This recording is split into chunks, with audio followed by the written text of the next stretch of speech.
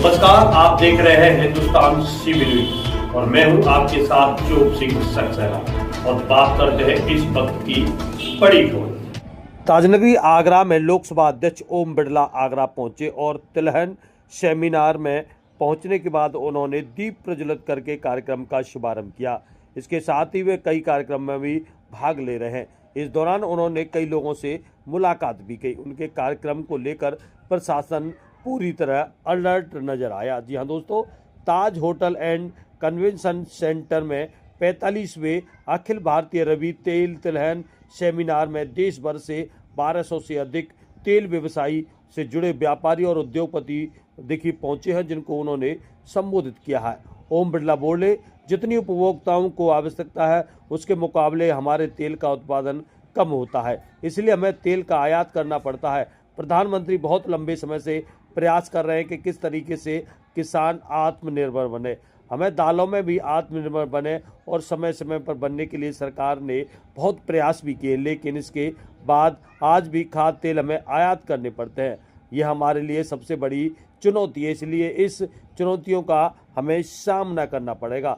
हमारा खाद्य तेल सबसे सर्वश्रेष्ठ है, हमारी मिट्टी में पैदा होता है, यह तेल सबसे बेहतर है। भारत की जलवायु, भारत की मिट्टी, भारत का पानी खाद्य तेलों के लिए सर्वश्रेष्ठ आवश्यकता है इसे वैश्विक स्तर पर प्रसारित करने की। इसके लिए हमें रिसर्च करनी होगी, उनको दुनिया के सामने लाना होगा। इसमें हमारा बाजार बढ़ेगा। आजकल दुनिया मार्केटिंग करने का जमाना है। अधिकांश चिकित्सक मानते हैं कि खाद्य तेलों से बीमारियां नहीं होती, इम्यूनिटी भी बढ़ती है। और आप जो लाइव तस्वीरें देख रहे हैं ताजनगरी आगरा से, उन्होंने कहा बदलते दौर में किसानों को आत्मनिर्भर बनाने का प्रयास जारी है। उन्होंने कहा आज ये सम्मेलन जिस तरह में हो रहा है वह भारत का बदलता दौर है। इस बदलते दौर में किसानों को आत्मनिर्भर बनाने का प्रयास कर रहे हैं, उनकी फसल को उचित मूल्य मिले, किसान आर्थिक रूप से मजबूत हो। एक समय था जब गांव के तेल और खपत गांव की नाड़ी से निकलती थी, वह ग्रामीण स्वावलंबन का एक बड़ा मॉडल हुआ करता था। बदलते परिप्रेक्ष्य में अंदर बहुत बड़ा परिवर्तन दुनिया में देखने को मिला। इस परिवर्तन के दौर में आप सब चर्चा कर रहे हैं, मंथन कर रहे हैं, विचार कर रहे हैं, इसका अमृत जरूर निकलेगा।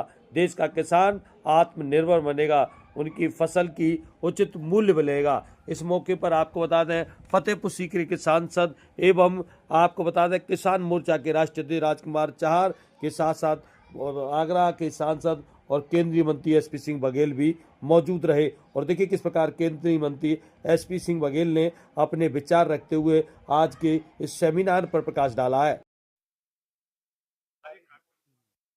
उत्तर प्रदेश ऑयल एसोसिएशन के तत्वाधान में रबी की सेमिनार के लिए पूरे देश भर के सरसों उत्पादक किसान के कुछ प्रतिनिधि और इसके ऑयल मिल के मालिक लोग,